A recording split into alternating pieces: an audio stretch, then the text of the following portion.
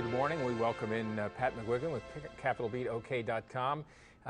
And Pat, we're focusing on the House leadership, the House majority there, and so many big issues they're trying to tackle this session. But is there a split there? I mean, is the leadership in the House facing a challenge from the far right? Yeah, I'd say from elements of the right. Mm-hmm. You know, terms like far, I'm not sure of, but I will say that it's a band of 4 to 7 members who are locking up pretty consistently with the House Democrats on a number of emergency clauses. Now, there's not enough votes among the Democrats and these guys who are conflicted, I think, because they're for the public policy that's being passed, but they're denying their votes. They're rotating who does it. 4 to 7 guys not voting for the emergency clause, which means that, for example, if things stay the way they are, the legislation that would increase Superintendent Janet Barisi's power perfect example. Wouldn't go into effect until late summer. Now, that may all get fixed in the process in the balance of the session. But that's what makes this interesting, is it would delay implementation of broadly held views among the conservatives and the Republicans. Why? Frustration over rules, procedures, frustration over some bills from these individuals that aren't getting heard, anger that they don't have more power, perhaps. Anger might not be the right word, frustration. So in any case, you've got 3 things, the big one being the Barisi Powers Bill, then public art, which the interesting thing being guys that have often, and we talked about this earlier on News 9, guys that have advocated for changing that requirement of a public art expenditure, voting for the measure on the merits and then voting to deprive it of its emergency clause. Right. And then finally, the trial de novo issue the other day. On that, the Speaker and his allies managed to put together just enough votes to get the emergency clause back, but it took them 2 days. It took a series of about 4 votes to get there. So that's a thumbnail.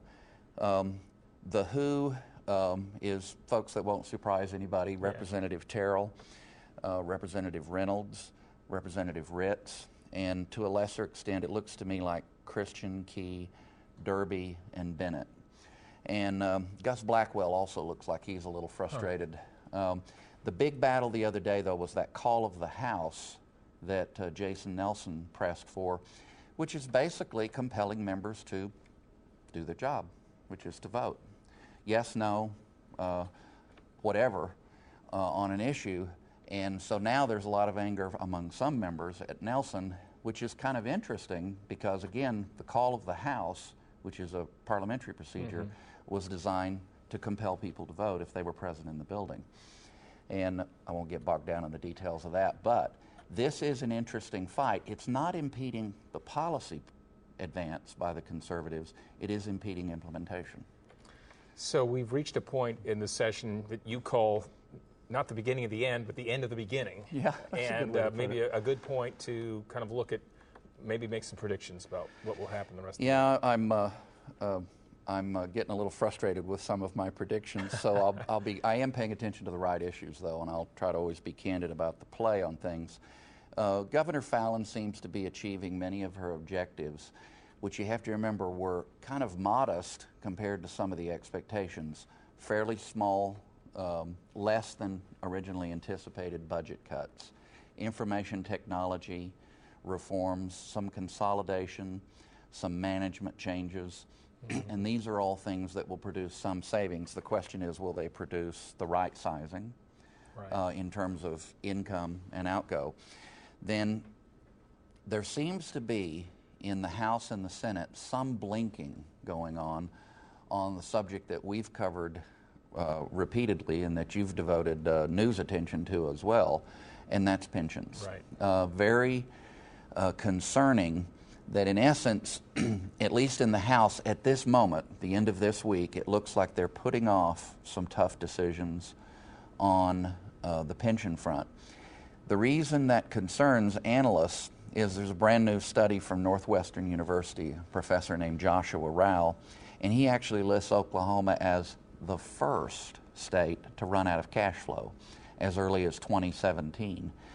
This is all information. Joshua Rao, Northwestern University. Folks He's can the look same it up guy for who themselves. had said that he had predicted it might be 2020, I think. Now Yeah. he's saying 2017. For Oklahoma. For Oklahoma. And he's very concerned, an honest economist, hard to quarrel with his analysis and his data. Now, there's contrary interpretations that things aren't so bad. And those are coming from defenders of the status quo. You heard some of those at a Senate hearing as recently as last week. And they might be right, but I kind of have my doubts, because we're in the middle of a huge wave of public sector government employee retirements. And that's what's going to drive this data. Aging of the baby boom. Aging of the baby boom. I've seen some studies that a majority of all government employees will retire over the next 10 to 15 years. That's going to drive the numbers unless you account for it. Rao accounts for it. Well, that's On kind that of a scary note, 2017. Pat, thank you very much. You can read more about these and other topics at CapitolBeatOK.com. Pat, thank you very much. See you next week.